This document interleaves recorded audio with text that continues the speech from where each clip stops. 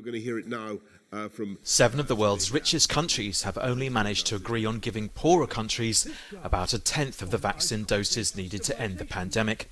At the end of the G7 summit, the British host, Prime Minister Boris Johnson, said they intend to supply 1 billion coronavirus vaccine doses to poorer nations over the next year.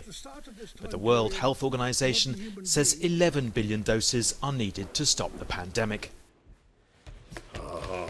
I know that the world was looking to us to reject some of the selfishness and nationalistic approaches that have marred the initial global response to the pandemic, and to channel all our diplomatic, economic and scientific might into defeating COVID for good. And I do hope that we have lived up to some of the most optimistic of hopes and predictions.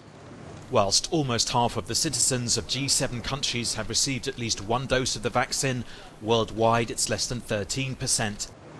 Stepping up vaccinations mostly comes down to money, although there should be more of that, as the G7 have agreed on a minimum tax rate to be applied across the board.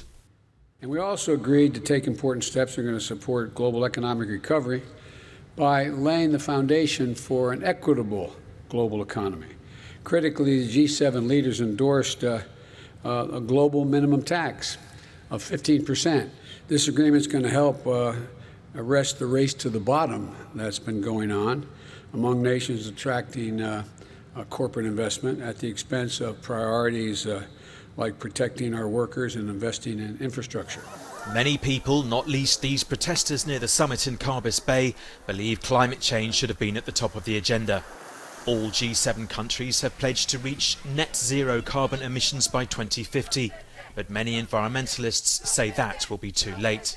Drop the debt, drop the debt.